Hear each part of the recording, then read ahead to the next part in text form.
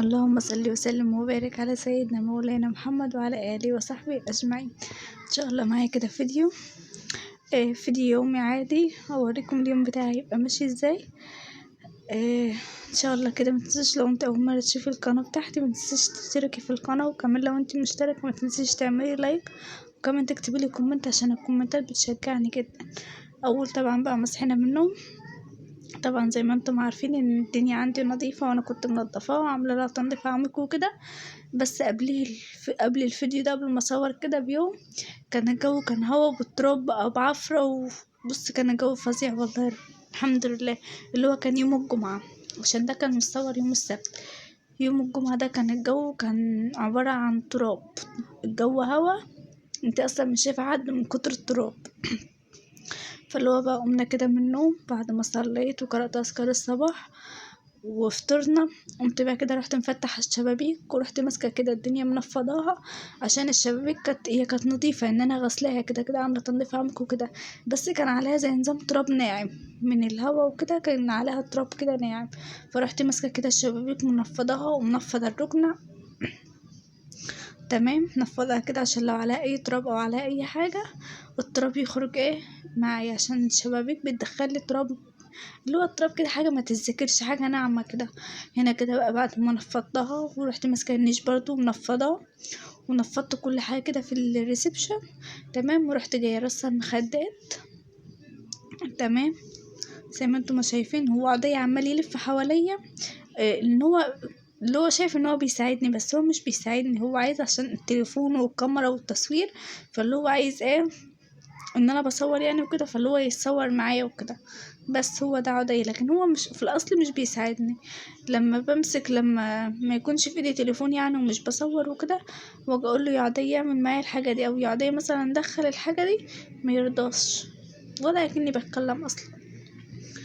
والله هو بيشجع كده، فالناس شايفة ان هو بيعمل وان هو بيساعدني، ومش عارفة ان هو بيسمع الكلام. لا لا، هو عكس الكاميرا خالص. عارفين انت الناس اللي هي بتبقى باينة على الكاميرا حاجة وفي الحقيقة حاجة تانية، هو عضيبني.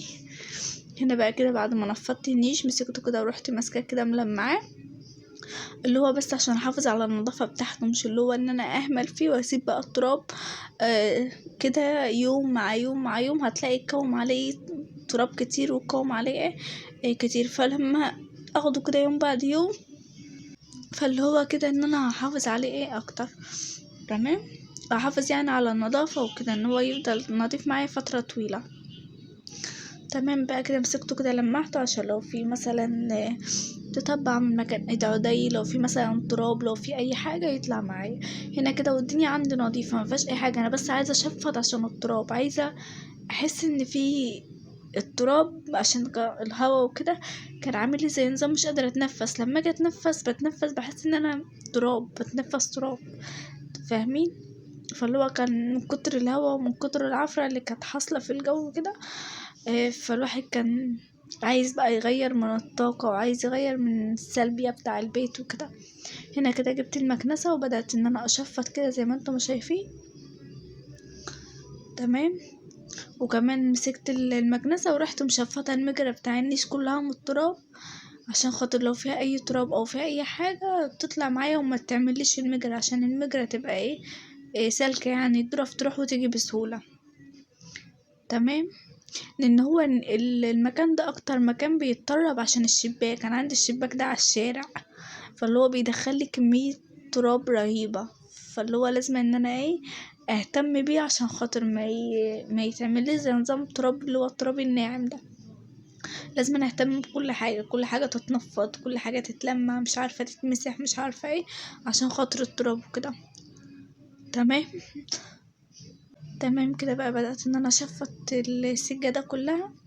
لو في كمان برضو بواقي اكل، لو في مثلا ردة من مكان العيش، عشان احنا طبعا قعدتنا هنا، لو في اي حاجة من مكان معضية ما بيلعب، فاللي هو تشفط معايا كده بالمكنسة، اللي هي مش مستاهلة مقشة. عارفين انتوا مفيش مثلا ورق، مفيش اكياس، مفيش حاجة اللي هي عايزة المقشة، لا هي المكنسة كده على طول هتشفط معايا.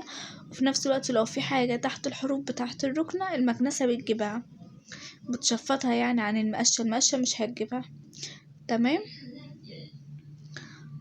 شفط بقى كده كله عشان خاطر ايه، لو في كمية تراب عشان خاطر ولا كمية اي حاجة في اليوم ده. احنا ما فتحناش اصلا الشبابيك. انا قايمة من النوم اللي هو يوم الجمعة بقى مشغلة سورة الكهف ومولعة بخور، وعايزة افتح بقى الشباك ان انا اغير بقى من الجو اللي هو بتاع الشبابيك. انا بحب الشبابيك كلها مفتحة عامة، ما بحبش ان انا ابقى قاعدة في مكان مقفل، بحس ان انا مخنوقة، احس ان انا قاعدة في مكان ضيق مخنوقة مش قادرة اتنفس. لازم كل حاجة تبقى حواليا تبقى مفتحة وكده. فجيت بفتح الشباك فجأة الاقي التراب والعفرة والهوا هيشيلوني شال من الشباك. يا لهوي ده في إيه؟ رحت مقفلة تاني، قلت والله ما انا مفتحة، رحت مقفلة تاني. بس بقى الفراغات اللي هي في الشباك عشان ده طبعا شباك خشب وكده، فدخلت لي بقى تراب على الشباك نفسه وعلى الحتة اللي هي بتاعت النيش دي. هنا بقى كده كنت بوريكم بعد ما شفطت الدنيا وظبطت ولمحت النيش ونفضت الركن، هنزل بقى كده الترابيزه. هنا بقى كان الشمس، انا عندي الشباك ده بيدخل لي الشمس، بيفرش لي الصاله كلها. السجاده دي كلها بتبقى مفروشه كده من الشمس عشان الشباك وكده، فاللي هو بيبقى حلو جدا. اصلا مش قادره اقول لكم بقى بيبقى الجو عامل ازاي الصبح. هنا كده بقى نزلت الترابيزه ورحت فرش عليها كده المفرش، واحط عليها الصينيه واحط عليها الورده كده والطفايه. تمام. هنا كده بقى هنفض الدواسه وهشيلها. وهنا بقى كنت بقول لكم مفيش بس غير المطبخ هكنسه كده بالمقشه عشان لو في اي حاجه، واروح ملمعه الرخامه. البوتاجاز عندي نظيف ومفيش بس غير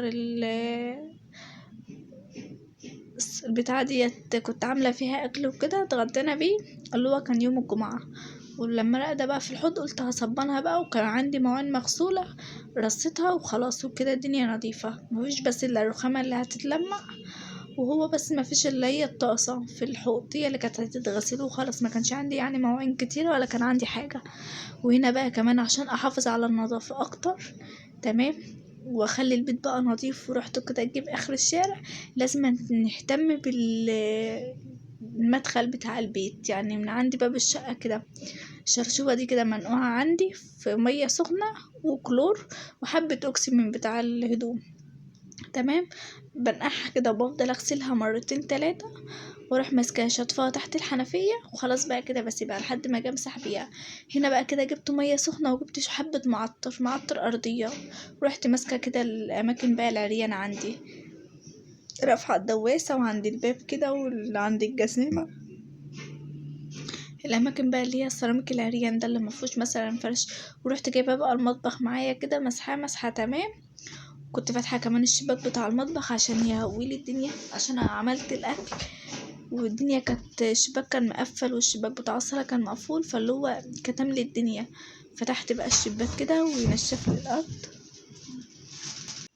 هنا بقى كده كنت بوريكم المطبخ وبوريكم الرخامة إن الدنيا تمام والارض يعني ممسوحة وكده. كنت مطلعة بقى طماطم من الفريزر عشان خاطر اعمل بقى غدا وكده. وهنا كده خلاص الدنيا نظيفة ورشة معطر وتمام ومية مية. هنا بقى كده هعمل معاكم غدا، هحمر بطاطس وبانيه اللي هو الاطياب ده اللي هو الجاهز. برضو كنت عاملة مكرونة بصلصة وكده، وهو ده الغدا بتاعنا النهاردة. تمام. تمام. هنا بقى كده حطيت الطاسة على النار. تمام.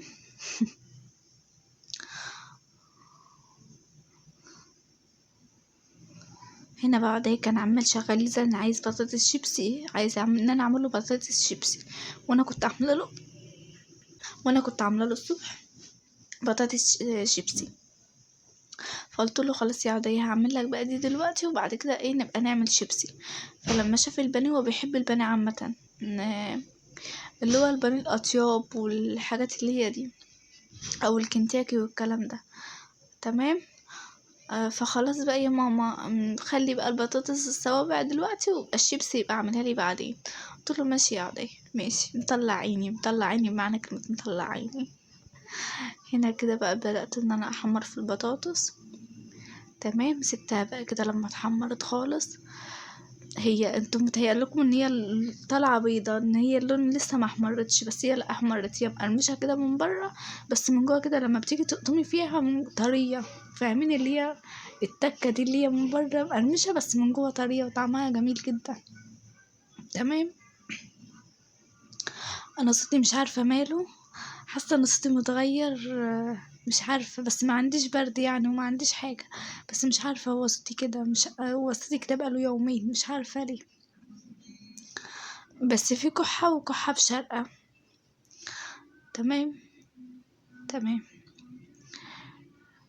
البوتاجاز عندي كان نضيف وما كانش عندي مواعين ان انا بشطب المواعين اول باول، عشان خاطر لما بتكتر عليا انا اصلا طول ما انا واقفه كده شغاله، الحاجه اللي بتتوسخ معايا بروح غسلاها، اذا كان مثلا طبق، معلقه، مش عارفه كوبايه شاي، طول ما انا واقفه كده مثلا الم حاجه من على الرخامه، اكنس، الم حاجه من على الركن، اظبط مخدات، مش عارفه ايه.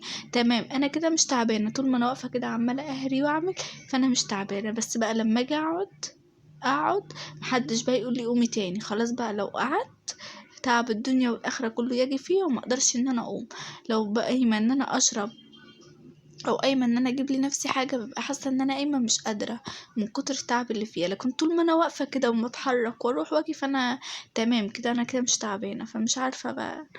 الحمد لله. فعشان كده ان انا ولا بخلي مواعين عندي، ولا اللي هو الشقة دي ممكن تتروق مثلا مرة الصبح ومرة بالليل.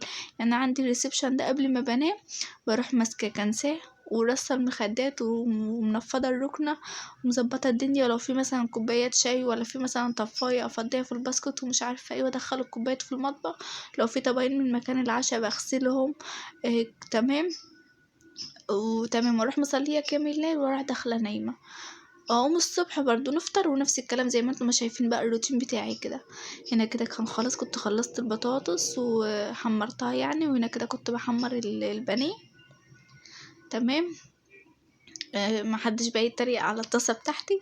الطاسات والله هي الطاسات كلها عامه بتاع التحمير بتبقى كده من الزيت، مهما بتدعكي فيها وبتغسلي فيها هي برضو من بره كده ما بيطلعش، مش عارفه ايه السبب.